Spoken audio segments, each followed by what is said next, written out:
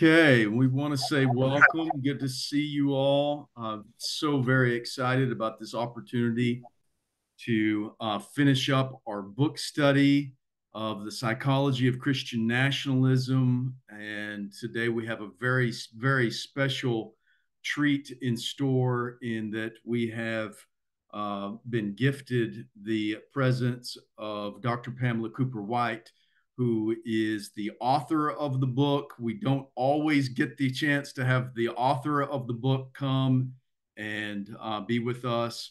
And we're so very excited about that. We've enjoyed these first two sessions together, along with some of us joining together on Thursday night for a special kind of organizing opportunity around the campaign from BJC, Christians Against Christian Nationalism. And I am so very excited this evening to welcome Dr. Cooper White and to continue to learn and glean from her research findings, both expressed in the book itself and then also afterward as well. We want tonight to give her the full hour as best as we are able. So I'm going to limit my comments just here at the outset and essentially say welcome and then read the bio for Dr. Cooper White, and then we are going to get right into the material. We recognize that more people will be joining. Dr. Cooper White, I don't know how Episcopalians are, but Baptists aren't always the most timely for Zoom meetings, but they will trickle in, so to speak. So we're just going to get right at it, and I'm so glad to welcome you. Let me go ahead with this brief bio, and so that we can all have a sense of Dr. Cooper White's work. And let me just say at the outset, the way that I got in touch with Dr. Cooper White was her husband, Michael Cooper White, was serving as the interim president for Bright Divinity School here in Fort Worth, and someone who had been at Broadway a couple of times, really enjoyed getting to know him, then heard about Dr. Cooper White's book, and here we are. So I'm very excited to welcome you. And I just want to read this bio and then say one brief other word, and then we will welcome you. The Reverend Dr. Pamela Cooper White is the Christiane Brooks Johnson Professor of Psychology and Religion, Emerita, and Dean and Vice President Emerita for Academic Affairs at one of the most laureled seminaries in the United States, Union Theological Seminary in New York. An Episcopal priest, recently retired. She completed 8 years as assisting priest at the Episcopal Cathedral of St. John the Divine in New York in May 2023. Congratulations on that completion. An award-winning author, she has published 10 books and over 100 articles and anthology chapters. Her most recent book, of course, The Psychology of Christian Nationalism, was awarded the Indie Independent Publishers 2022 Gold Medal for Social and Political Science. She was the 2013-14 Fulbright Freud Scholar of Psychoanalysis at the Freud Museum in Vienna, and is a member of the American Psychoanalytic Association and honorary member of the National Psychological Association for Psychoanalysis. She serves on the board of the Freud Foundation US, the editorial board of the Journal of Pastoral Theology, and is past president of the International Association for Spiritual Care in Switzerland. Former co-chair of the Psychology, Culture, and Religion Program Unit of the American Academy of Religion, and she is a frequent keynote speaker for both nationally and internationally, including in Copenhagen, Oslo, Vienna, Budapest, Prague, and Jerusalem. That's a lot of bona fides, and so we are grateful to welcome her. And I also want to say, as I was telling Dr. Cooper White just a moment ago, our youth chapel choir will be headed to New York this summer and singing at St. John the Divine. So our stars are aligned. And Dr. Cooper White, we welcome you this evening and are so glad to have this opportunity to learn from you tonight. Thank you so much. It's really my pleasure to be with you. I spent quite a bit of time in Fort Worth, going back and forth, and really came to meet a lot of wonderful people there. And so I look forward to hearing from you when I finish my talk. And so let me just share my screen and we'll get started. There we go. Can you all see that? Yes. All right, very good. Okay, and do note the warning. Some of the images in this PowerPoint may be disturbing to some of you. Confederate flag, extremist political images. I think given where you live and just having heard from Lisa Jacob last week, you probably will not be too surprised by any of these. So we'll get going. Oh dear. There. On January 6, 2021, as we know all too well by now, a violent mob attacked the US Capitol in a shocking effort to stop the certification of the election of Joe Biden as the next president of the United States. Deep in the midst of the mob was a loose-knit band of religiously motivated individuals who subscribed to the movement called Christian nationalism. On display among the crowds during the attack on the Capitol were numerous flags and signs with Jesus saves and in bold letters. A photo that went viral, a group of men before a 7 or 8 foot high cross, one with his forehead pressed against it in apparent fervent prayer. One group among the mob called themselves a Jericho March, Christians blowing shofars, praying to bring down the walls of government. Those of us who were not caught up in the violence on January 6th, nor the underlying beliefs that fueled it, often still wonder, how can people, even those we consider to be good people, get so caught up in a web of lies? And is dialogue with them even possible once they've come to believe dangerous untruths that, if not addressed, can harm us all? I want to begin by outlining what Christian nationalism really is. A common belief among Christian nationalists is that there's been a woeful decline of America's standing in the world because of the nation's supposed growing degeneracy, and with it, the concomitant belief in an urgent call to restore the nation to its original goodness and a mandate to lead the world into godliness. The United States was founded, according to this group, entirely by evangelical Christians, based on a misreading of the much more complex history of the framers of the Constitution. Just think of Jefferson for one. And had God's special mandate to become a new Jerusalem in which white Christians, mostly male, will rule over a nation whose laws are perfectly collective fundamentalist reading of biblical mandates. In my observations and my research, Christian nationalist preachers tend to leap across the Bible from the Old Testament to the book of Revelation, the last book of the New Testament, as you well know, making scant reference, if at all, to the teachings of Jesus about love, healing, and justice.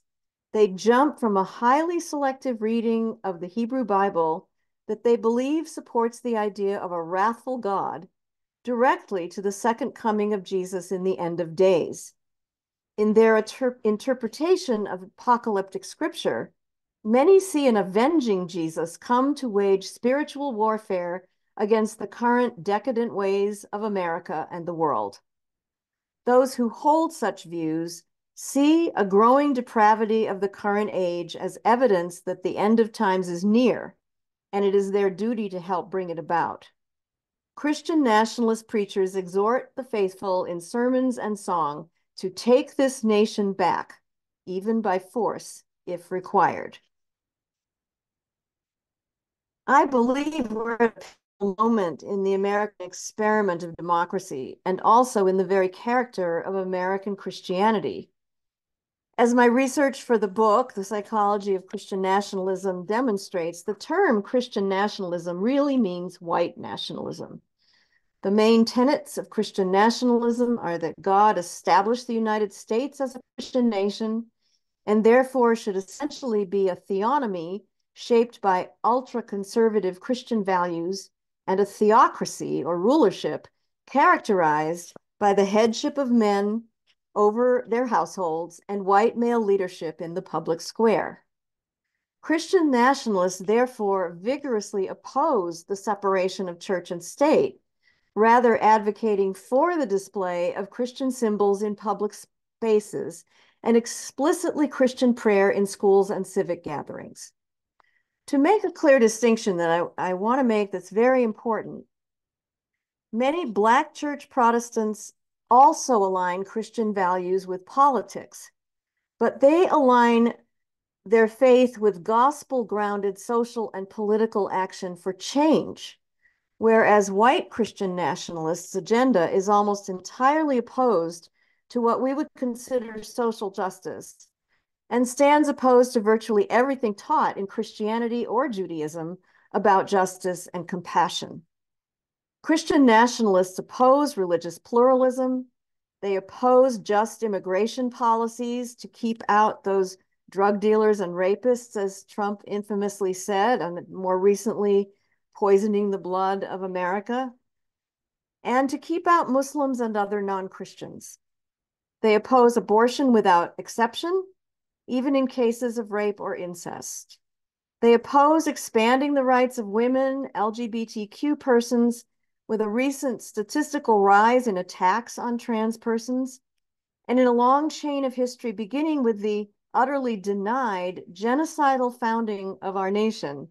They oppose civil rights legislation and embrace laws that perpetuate structural and institutional racism.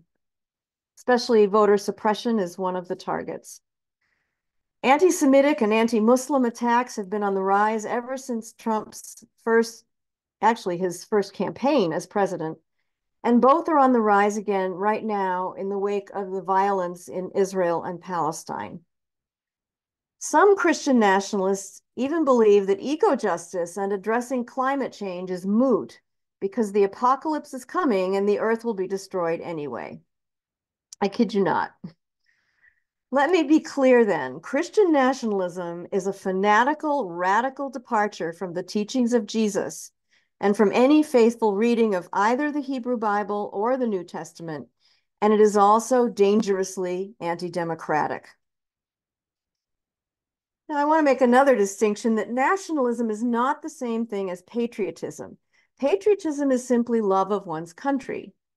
Nationalism, on the other hand, is defined as a movement to enforce or restore the ethnic superiority of a particular group of people who identify themselves as the true-blooded members of the nation. Christian nationalism fuses this movement for white ethnic identity with Christian identity. Christians, both mainline or liberal and evangelical, have begun to sound the alarm from within the church about the dangers of Christian nationalism and its corrosive effects on both the nation and on American Christianity itself.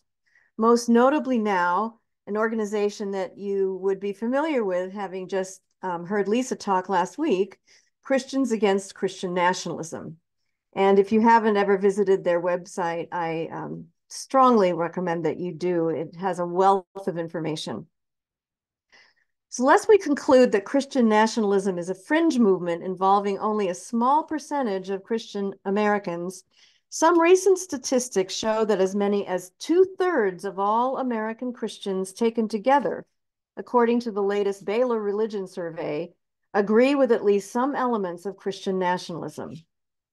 The most recent set of survey questions posed by the PRRI Brookings Institute indicated that close to 1/3 of Americans, which is a smaller but still non-trivial percent, agree wholly or in sympathy with the following statements.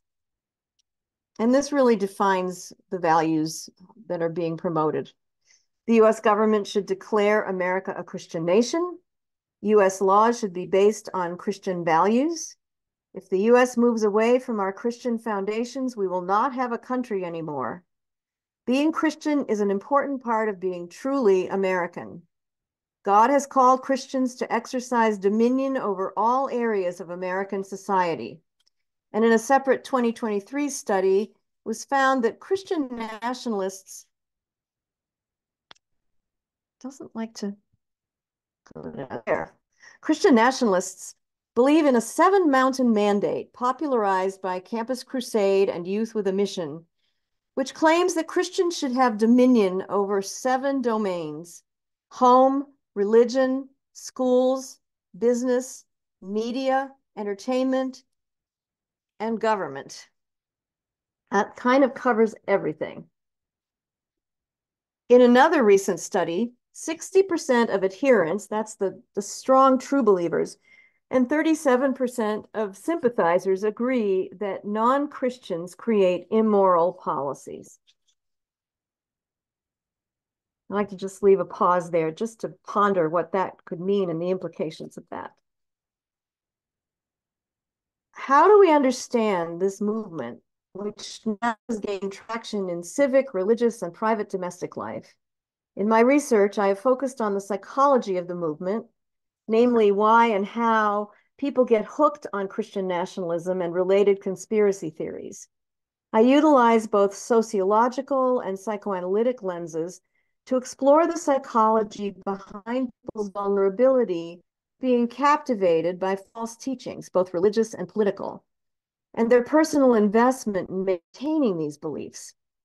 First, from a more sociological perspective, I've identified at least 4 conscious motivations behind adherence to Christian nationalist ideas. First, belonging. Evangelization fulfills the need for belonging and a sense of life purpose. And this is heightened by the religious appeal to join in a cosmic battle of good versus evil, with tactics that are similar and at times nearly identical to cult recruiting. Secondly, fear of loss of white social status and a desire to maintain white supremacy.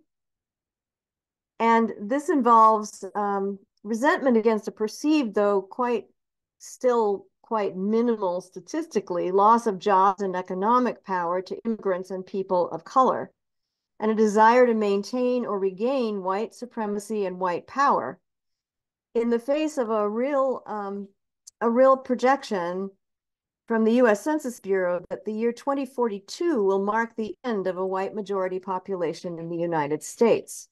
Now, many of us would view that increasing diversity as something to be celebrated and to be engaged.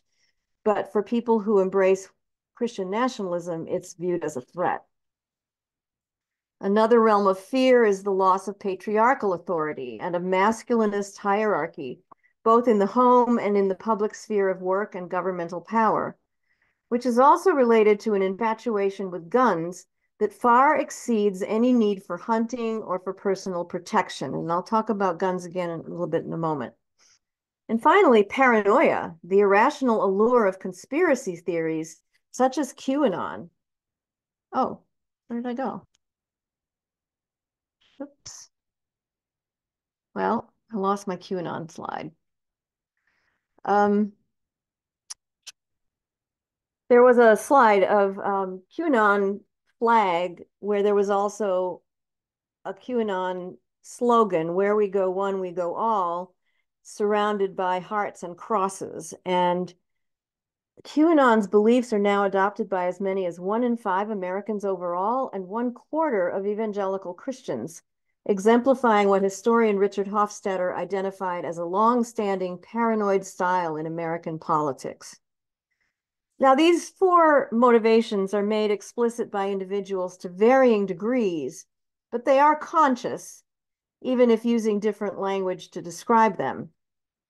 Turning toward unconscious motivations, these involve the insidious subliminal pulls from the study of unconscious group dynamics. That's what that slide for, including parallels between Christian nationalism and the power of cult-like groups and their narcissistic leaders to make and amplify false claims, including the role of both mainstream and social media.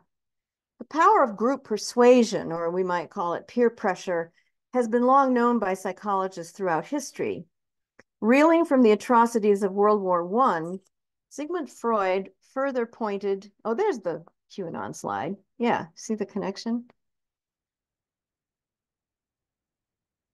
So Freud's contribution was that he articulated the power of the narcissistic leader.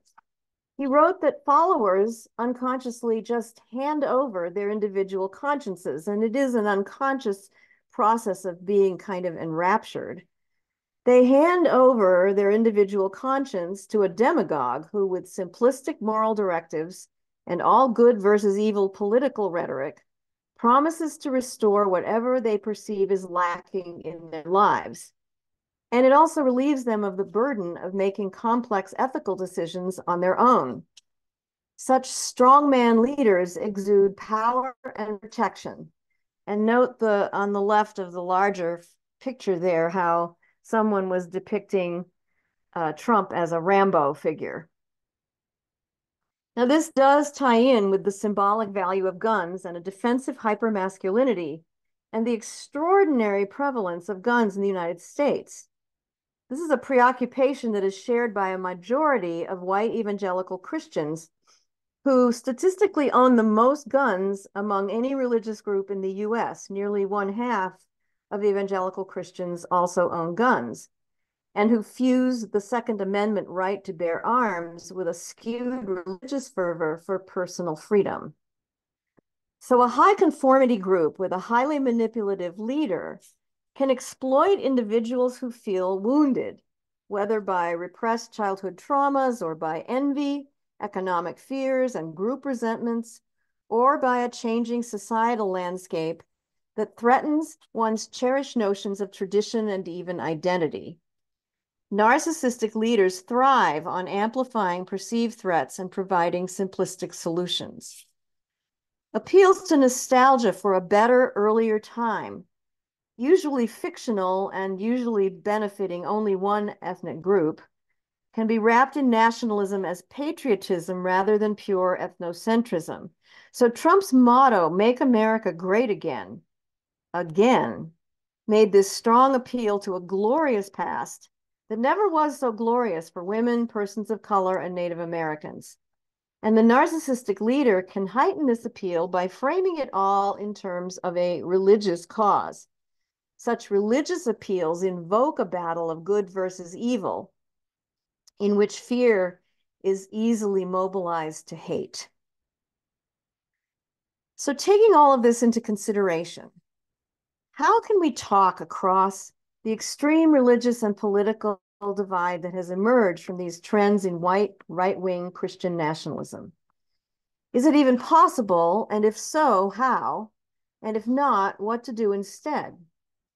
I'm by no means advocating a false peace made via appeals to unity. Appeals to unity all too often gloss over or literally whitewash realities of racism and other forms of oppression and silence movements for justice and social change. So this is not, as the Hebrew prophets Jeremiah and Ezekiel both warned, crying peace, peace where there is no peace. But how can I really have a conversation across the rift that may have happened in my family, my church, my community, because we've come to believe diametrically opposing ideas about faith and politics?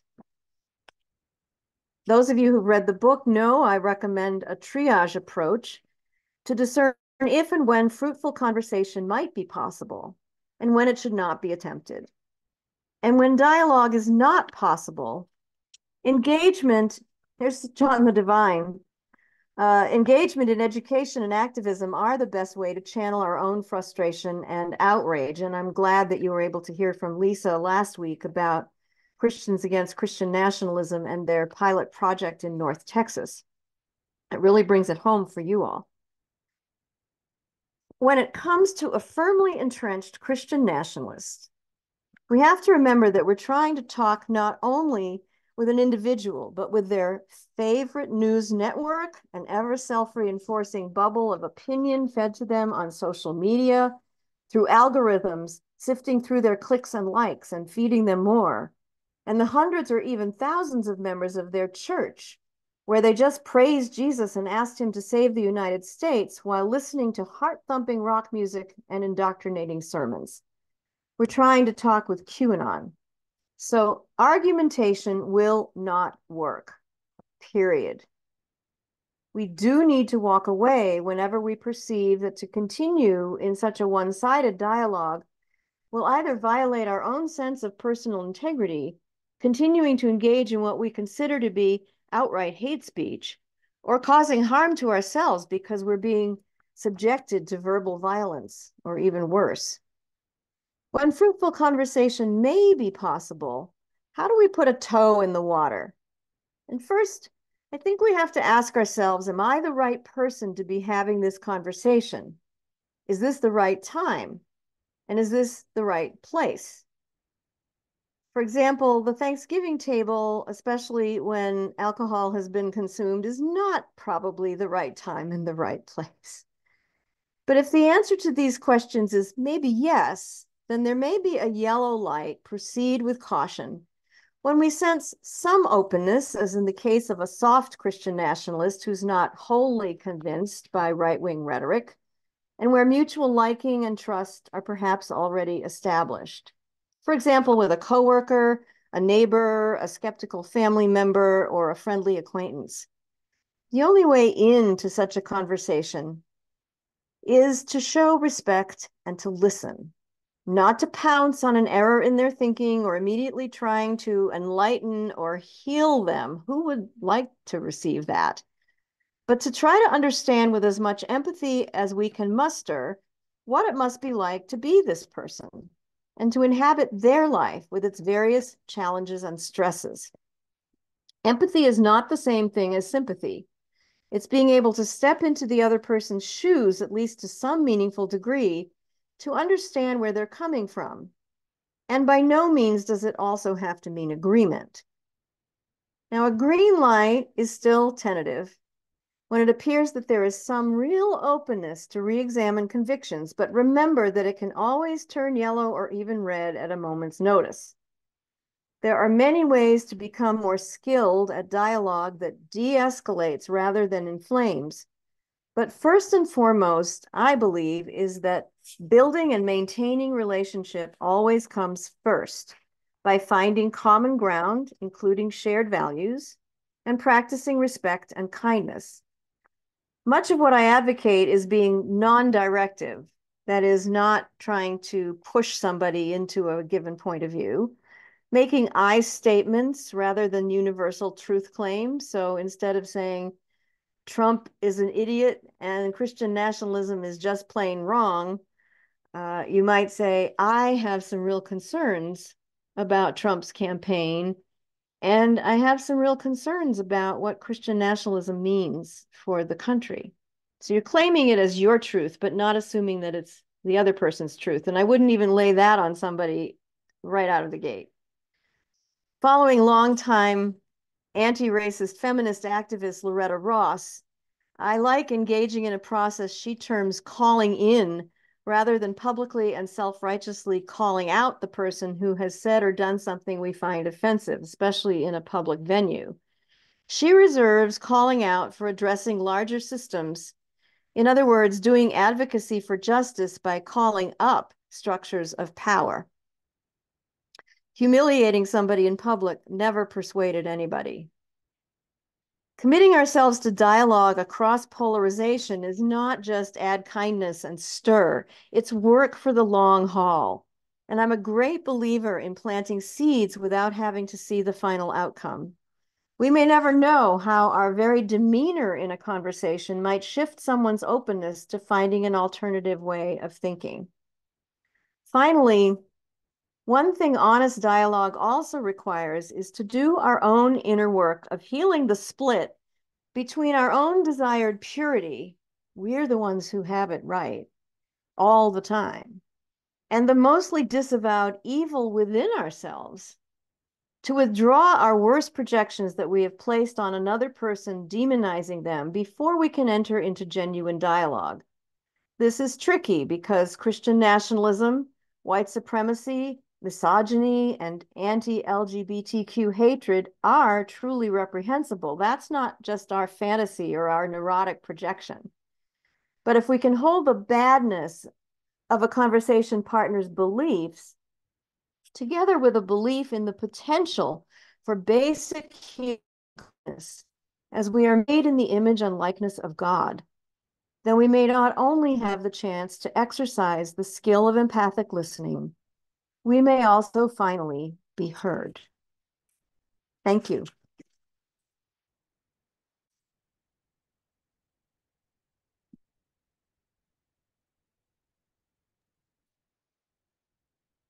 Dr. Cooper White, thank you so very much. I think we have an opportunity to just have conversation with you over the next 30 or so minutes. And I think we'll essentially open up the floor to anyone who would wish to ask a question or give a response to Dr. Cooper White, either the book or other things that have been shared here.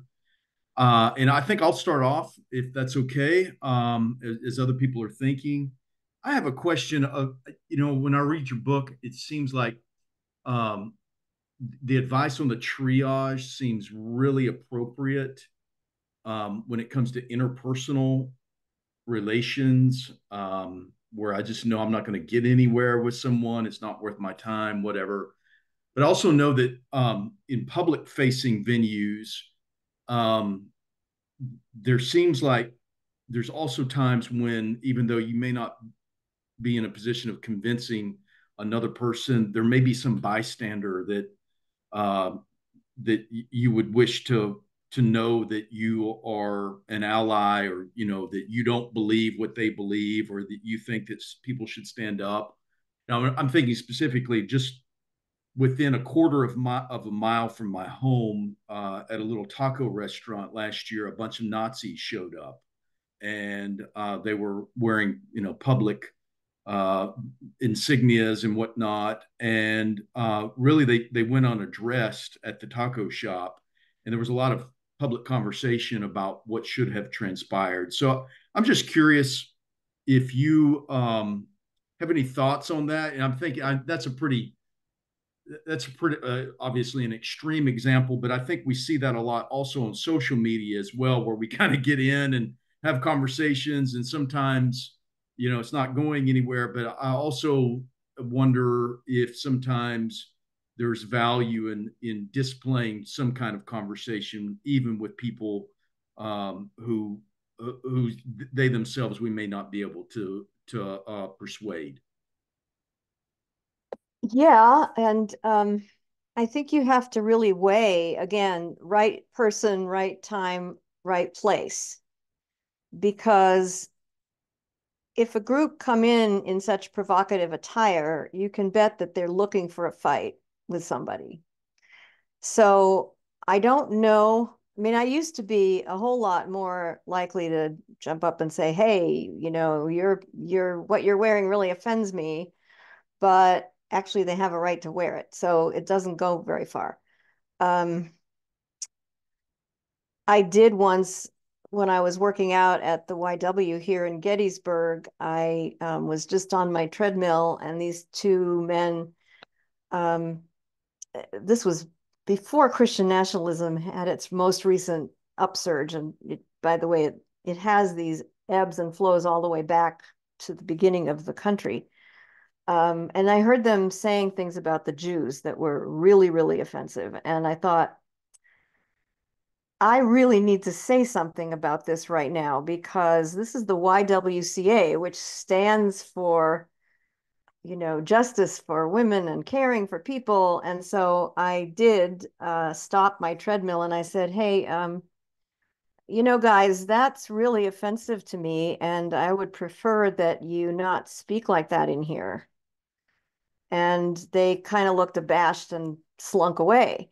So I think you just have to kind of read the situation and decide if it's something I mean, I wish I could say we should always stand up and say something in every instance and that that's a way of being a good ally. But I think you have to weigh that with the impact you're going to have and whether it's, I mean, it's sort of analogous to do you approach a parent in the grocery aisle who is verbally abusing their child and say, hey, cut it out because you don't know what the impact on the kid is going to be when they go back home. It's just very tricky. Where I think those kind of conversations could happen is maybe after those guys leave, you look around the room, do you see people just kind of with their heads down, they don't want to engage, or are there any people who are just shaking their heads or something, showing disapproval? At that point, you might want to open up a conversation with the people who seemed that they were upset. And that goes to your saying, I'm an ally. Yeah, you're not the only one who's thinking that way.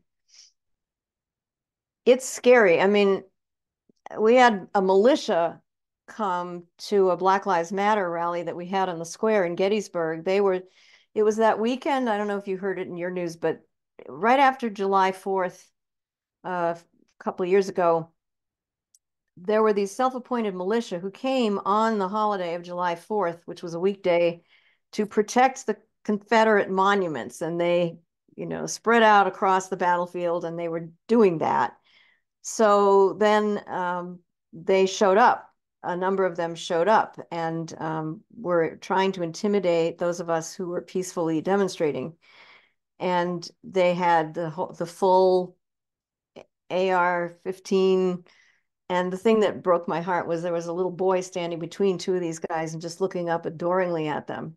And some of the protesters did one by one walk over and try to engage them in conversation. But again, planting seeds. I don't think there was any immediate, oh, the road to Damascus. Oh, I'm sorry, I'm going to put away my gun now. It just doesn't usually happen that way. Thanks for that answer.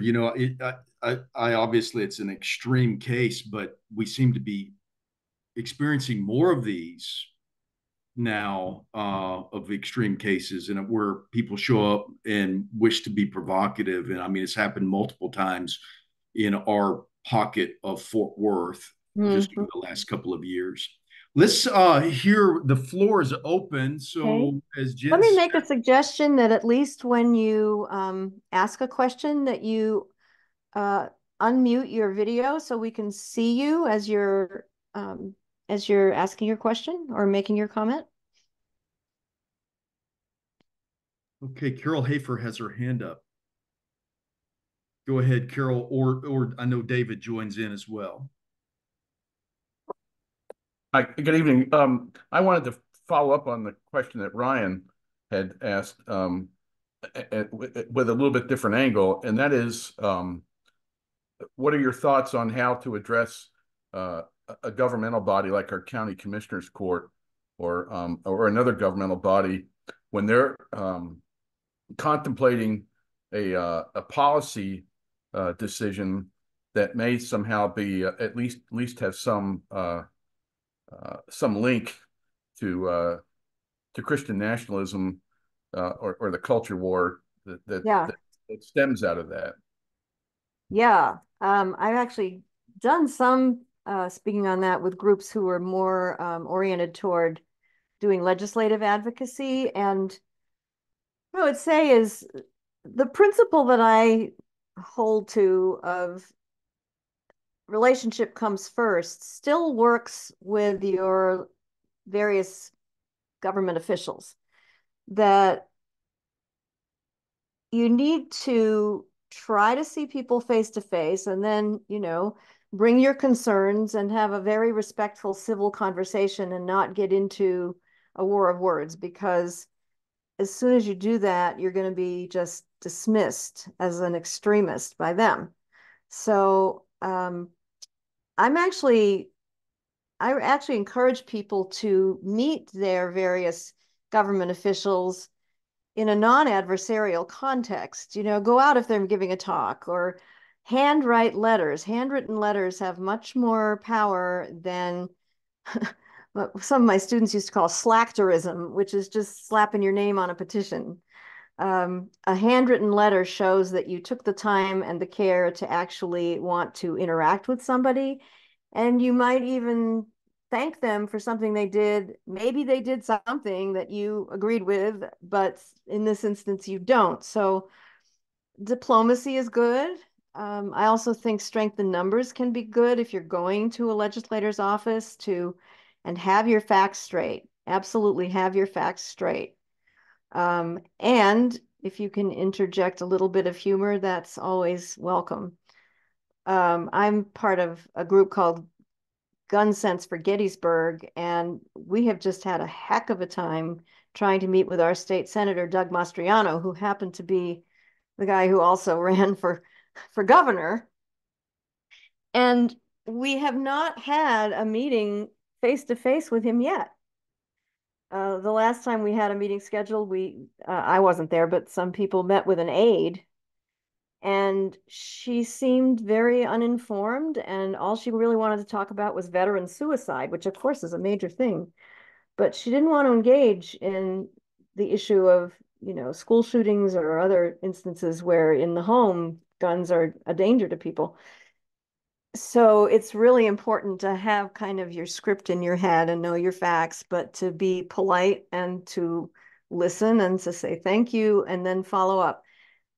If she had not scheduled that appointment, there was an open letter to the editor that was about to go to the Gettysburg Times saying, why is Doug Mastriano refusing to meet with us? So I'm not against putting pressure on a government official if they stonewall you. I think that's the point where you start doing the calling up.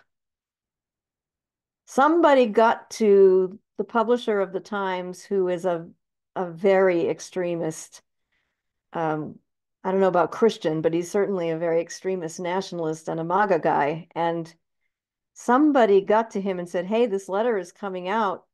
No, excuse me. I think he or one other person on the editorial staff who shares his views got in touch with Mastriano's office and said, hey, this letter is coming out. I'm giving you a heads up. Do you want to change your mind? And lo and behold, they scheduled a meeting. So to be, and if you're going to do a demonstration in front of a state house or something, be creative with a little humor.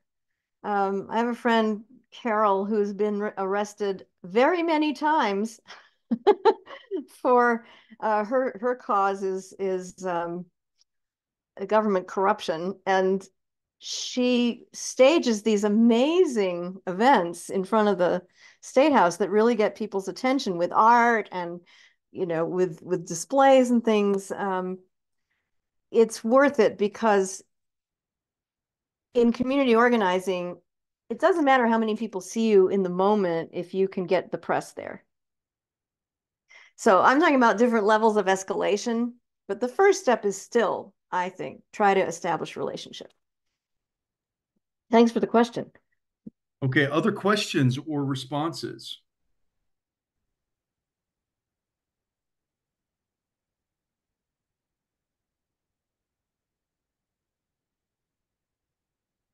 Okay, I've got another question, Dr. Cooper White, and Yes. that is, you said a moment ago, if you look at this historically, this is an iteration of things that have happened previously, and I'm thinking particularly in our own context in Fort Worth, Broadway is a very close, really, it was birthed out of a split from First Baptist Church, Fort Worth, where J. Frank Norris was the pastor, the most famous, infamous, rabid fundamentalist of the 20th century. So do you see, I mean, is it essentially the same movement, or is there something new about what we are seeing that makes it sui generis? Well, I think it's a both and. I mean, if you look back through American history, there have been great awakenings and revival movements that also appeal to people's, I mean, it appeals to people's patriotism overtly, but it's really doing is fusing Christianity is what it means to be an American, and Americans are Christian, white Christian. And it ebbs and flows. I mean, you have periods of time. Well, certainly Manifest Destiny was an obvious example of God has given us the right to push west and conquer those lands, regardless of the fact that people already live there. So it erupts in different times but it always erupts because there is a leader or there's a charismatic group that attracts attention from people. And so I think one of the perhaps unique things about Trump is that now you have the president of the United States giving permission, because of his own language at his rallies and whatnot, to bring back words that should never be spoken at all. And his use of the rhetoric around poisoning the blood of the country and those kinds of things. And it can get people, it arouses fear, and then his aggressiveness also arouses hate. So, and the permission to do violence. And he does it very, very cleverly. He cloaks it in dog whistles and in things that people who are prone to violence are going to hear as permission, but always plausible deniability, right? So he did not invent this movement, though, that in its current age. He capitalized on it, and with his media savvy, he made it even more virulent. But this is a movement that goes back at least 30 years in its current iteration to the alliance between Reagan and Pat Robertson and other very conservative clergy, more in the South, but also in the North. And these conservative clergy made backroom cynical alliances with political operatives in order to enhance their own power. I do like to make a distinction between the leaders, people like Jeffers and others, these charismatic leaders who are trying to accrue power really to themselves, as opposed to the sort of rank and file followers in Christian nationalism who are absorbing this material and believing it, but they don't have any kind of power to connect with high level government officials. And other than if you know, collective power is always important if you want to do some sort of activism, but they are so enthralled, I think that's the right word, with the charismatic leader that they really do. I think Freud was right. They really do hand over their sense of agency to the charismatic leader, who then makes them feel like they're going to get finally what they deserve. But what really is happening is everything accrues to him. This is not unique to the United States. I mean, there's a similar dynamic in Hungary right now with Viktor Orban. There's certainly, I mean, an even more overtly warlike, aggressive parallel in Putin.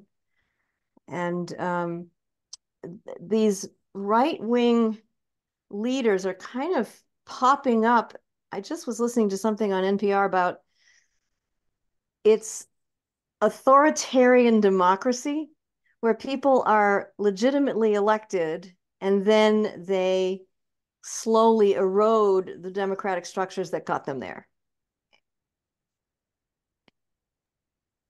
Thank you for that excellent answer in historical context, and also uh, the the work in the book that really sets the psychological dynamics that are taking place here was incredibly helpful to me in understanding the role of that figure, and the fact that it's now or has been in the office of the president and could once again be, does make it very unique. Okay, Nancy and Alan Bean have their hands up. Please go ahead. This is Alan. A lot of people sort of are blasé about Christian nationalism. They'll say things like, well, we live in a democracy, and if they can get the votes, that's just the way the system works. and they probably won't because they don't have a whole lot of power on the coasts. They don't have power in major cities or in elite institutions, et cetera, et cetera. But there is a growing opinion in some quarters um, that we are witnessing an attack on democracy itself. A lot of people say, well, if Trump wins this election, it'll be the last real election that we have. I was wondering if you could comment on those fears about the loss of our democracy. You were sort of addressing that at the end of your last comment. Yeah. Well, I make parallels to Germany in the 1930s very, very carefully because I don't think it's useful always to argue from extremes, and the Holocaust was certainly an extreme. But if you look at when Hitler became chancellor in 1933, what you see is the way that he insinuated himself among higher and higher politicians to the point where he got elected chancellor and then had the capacity to basically declare himself the Fuhrer. So that's something that's getting replicated now again around the world, that these leaders are getting supposedly democratically elected. And I mean, look at Putin. He was elected. He probably will be elected again. But if the election system is surrounded by intimidation and people don't come out, and the people who do come out feel that they have to vote for him or else they might get on a list and they might go to prison or they might be disappeared. There are lots of ways to rig an election by a charismatic leader. And I see this last what was it in the news? I think it was a I think it's a national movement that they're trying to create now. They're recruiting people to come and be supposedly election monitors, but what they're really doing, this is a right-wing strategy, is they're basically creating an air of intimidation at the polls, while also, voter ID has been at issue for a long time because basically it can be another way of excluding voters of color, or making the voting rules so complicated that people just say, I can't be bothered. So there are lots of strategies to still look like it's a democracy, and even to frame oneself as a protector of free and fair elections, when in fact the absolute opposite is what's happening. Yeah, that is, I believe, the case here in Fort Worth in Tarrant County, where they have formed an election integrity task force, so called. And of course, getting a license here in Texas is just nearly impossible. So a lot of roadblocks to just the most simple basic ID that one needs to go and vote. And now the specter, there was a woman who was re-jailed after inadvertently voting as Yeah. and that made national news last week. But Yep. it's just really all it's about intimidation, and it's happening all over. So okay, other questions? We've got like 5 minutes. I could have a I have long conversation here. I have one follow-up comment, Please go ahead. which is that again, the rank and file Christian nationalists may not have very much power on their own, but the leaders are also, they have insinuated themselves into circles not only with high-level government officials, but also with very, very wealthy donors. And for example, the owners of Hobby Lobby, there was some press some months ago about how they had the ear of one of the Supreme Court justices, Alito, and his staff. And so there is actually a playbook, and I'm forgetting the actual name of it right now, but there is actually a playbook that is distributed every year by a conservative group. And if you wonder why so many of the restrictive laws, the anti-trans laws, the LGBTQ, the laws about what can and can't be taught in schools, all of these things seem so similar from state to state. Well, there's a reason for that, because they're working from this template of people who have given them the material to use. And at the same time, Liberty University's law school and other conservative law schools are deliberately trying to create a cadre of people, generation after generation, who will infiltrate every level of government to reinstate Christian values. They're truly dominionists who believe that, you know, we need to restore the United States to God's dominion. So because this infiltration is happening, you see it at school boards, you see it all the way up to the level of Congress and the presidency, but it's at every level. And this has been a strategic effort for 30 years plus. This has been not just appearing with Trump. And they're in it for the long haul, as one of my colleagues in Florida says, who studies dominionism. She says, basically, if you think the apocalypse is coming, then you're in it for the long haul. You know, it doesn't matter if you win this election, but you're going to keep on going because you're bringing about the reign of God.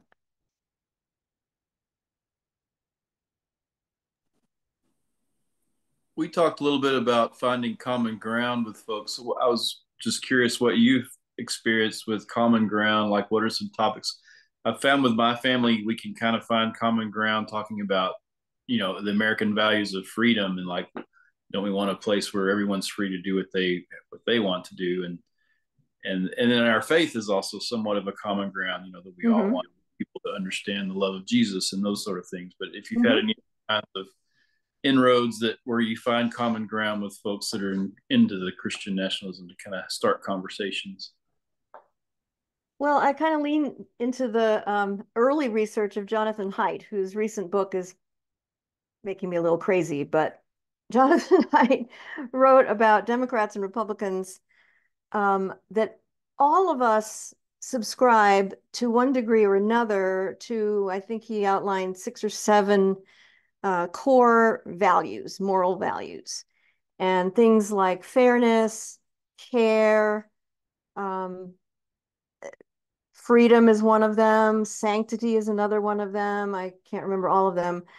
We all share these values, but to varying degrees. And whereas liberals tend to lean into care and fairness, conservatives tend to lean into things like loyalty, duty, freedom, as they define it, and so forth. So part of the divide in the country is around which set of values do you prioritize.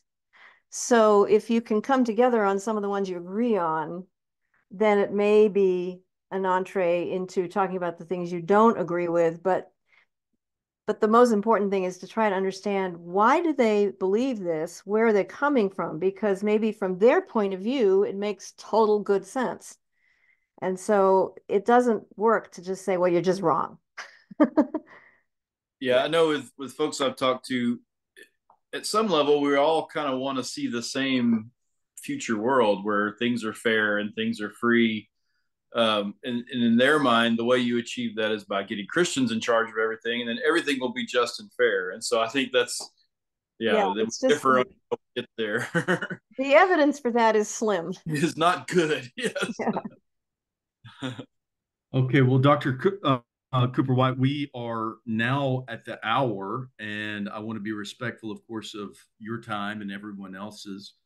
But I would like to have the opportunity to give you the last word, um, if you would like to say anything, just as we conclude this study. We've enjoyed your book so very much, and I've particularly enjoyed the opportunity to get to know you just a little bit, and to understand how you're kind of working this out yourself. As we've said, moving back to Pennsylvania, in very red country, how you are trying to practice what you preach. Right, right. Well, I just want to say thank you for taking up the book as a project for you, and it knowing the history in Fort Worth and in North Texas and all of the things that we might be really concerned about. Every time I've spoken, this is my third time speaking to a Fort Worth group, and also in Dallas, and I love it because it heartens me to know that there are people who still really do care about democracy and about making Christianity about Jesus's love and compassion and his care about justice, that so much of Christian nationalism loses sight of the gospel. And so I really appreciate being with you folks who obviously are being able to see through some of that stuff and preach the real gospel and do what you can in your own individual time and place. So thank you so much for this whole 3-week project that you did and for meeting up with me. I really enjoyed meeting you. Thank you so much. We are going to keep on trying to fight the good fight down here. Yay. And, we'll stay at it as long as we can. So we've enjoyed our time with you and hope our paths cross. Please give Michael my very best I and will. thank him for doing an excellent job here at Bright. Bright's carrying a banner, and my hope is that Bright Divinity School will be a place of refuge for us as we move forward also. So Absolutely. yeah, I think it's a very important institution right now in this part of the country, and we thank you for y'all's part in that as well. So God bless you. Good night, everyone. Great to see you all. We'll be Thank you so together much. soon, I'm sure. Yep, keep me posted. We sure will. All right. Grace and Bye-bye. peace.